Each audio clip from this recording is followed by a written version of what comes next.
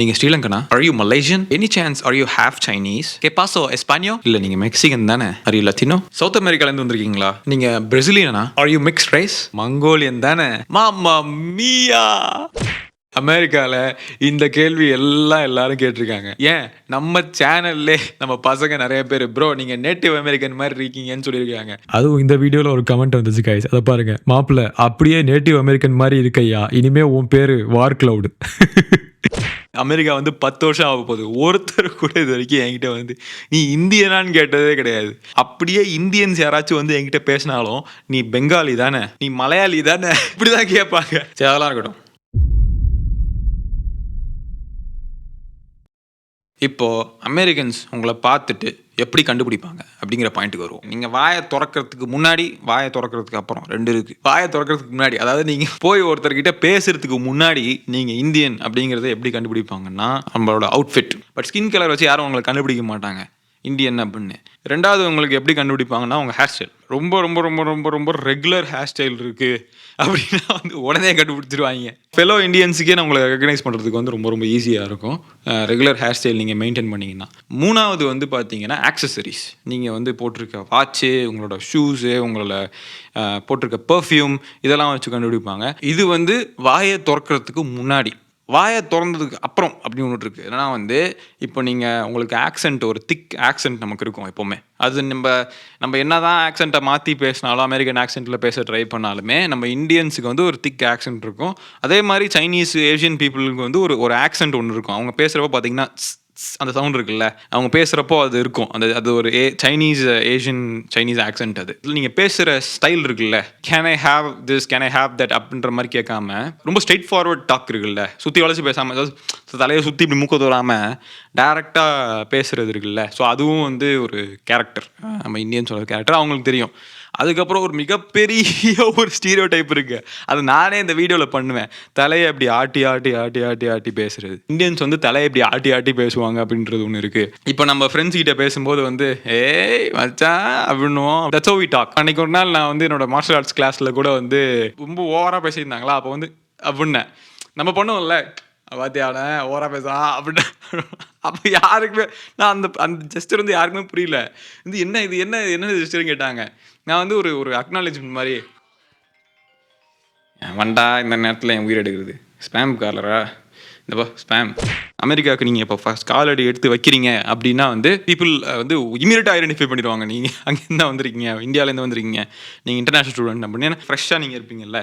So ஃப்ரெஷ்ஷாக look இருக்கும்போது உங்களுக்கு வந்து இந்த உங்களோட ட்ரெஸ்ஸிங் சென்ஸு, நீங்கள் போட்டிருக்க அந்த என்ன சொல்கிறது, அந்த ஆக்சசரிஸ் இதெல்லாம் வச்சு கண்டுபிடிச்சிடுவாங்க. ஓகே வந்திருக்காங்க, இந்தியாவிலேருந்து தான் வந்திருக்காங்க அப்படின்னு தெரிஞ்சிடும் அவங்களுக்கு.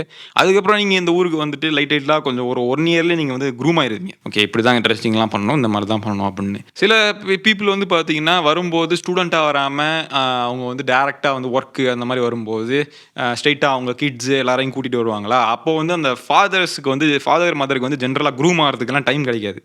அவங்க வந்து ஒர்க் பண்ணுறோம் அதிலே ஃபோக்கஸ்டாக இருப்பாங்க. அவங்க பசங்க வந்து ரொம்ப அவங்கள மாற்றிக்க ட்ரை பண்ணிகிட்டு இருப்பாங்க. ஏன் நான் அதை பற்றி பேசுகிறேன்னா வந்து டிஸ்கிரிமினேஷன் ஒரு பாயிண்ட் இருக்குது. அது ஆக்சுவலாக அது ரியல் தான். ஆனால் எதனால அந்த டிஸ்கிரிமினேஷன் வருது தெரியுமா? சில இந்தியன்ஸ் வந்து இந்த மாதிரி வந்து ஏதாச்சும் ஒரு பேட் எக்ஸ்பீரியன்ஸ் வந்து அவங்களுக்கு க்ரியேட் பண்ணி கொடுத்துருப்பாங்க. அந்த பர்சனுக்கு, நீங்கள் பார்க்குற பர்சனுக்கு வந்து ஒரு பேட் எக்ஸ்பீரியன்ஸ் க்ரியேட் பண்ணியிருப்பாங்க. அவங்களுக்கு வந்து ஒரு நல்ல இந்தியன் ஃப்ரெண்டு இருக்கான், ஒரு அமெரிக்கன் இருக்காங்க, அவங்களுக்கு ஒரு மிகப்பெரிய இந்தியன் ஃப்ரெண்டு, அவங்களுக்காக உயிரே கொடுப்பான், அந்த அளவுக்கு ஒரு ஃப்ரெண்டு அப்படின்னு வச்சுக்கிங்களேன். எந்த இந்தியன்ஸை பார்த்தாலுமே அவங்க அப்படியே கையை கொடுத்து பேசி அப்படியே கொஞ்சம் கொலாவிடுவாங்க. ஆனால் அவங்க ஏதாச்சும் ஒரு இந்தியன் அவங்கள ஏமாற்றிட்டான், அப்படி இல்லைன்னா அவங்க கடையில் திருடிட்டான், இல்லை ஏதோ ஒரு சீப்பாக பிஹேவ் பண்ணிட்டான், இல்லை வந்து ஒரு ஹோட்டலுக்கு போகிறப்போ ஒரு பெரிய ஹோட்டலுக்கு போகிறப்போ டிப்ஸே போடாமல் அப்படியே போயிட்டான், அந்த மாதிரி ஏதாச்சும் அவங்க மைண்டில் ஒரு ஜட்மெண்ட் இருக்கும் தெரியுமா? அந்த மாதிரி இருக்கும்போது வந்து பார்த்தீங்கன்னா people will despise Indians. Hate பண்ணுறது, எரிச்சல் காட்டுறது, இதெல்லாம் வந்து நடக்கும். எனக்கு வந்து அந்த மாதிரி எக்ஸ்பீரியன்ஸ் இது வரைக்கும் இருந்தது கிடையாது.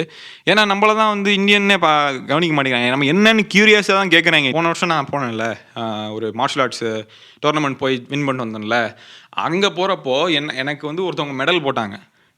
அந்த மெடல் போட்டவங்க யாருன்னா என்னோட மார்ஷல் ஆர்ட்ஸ் டீச்சரோட ஃப்ரெண்டு.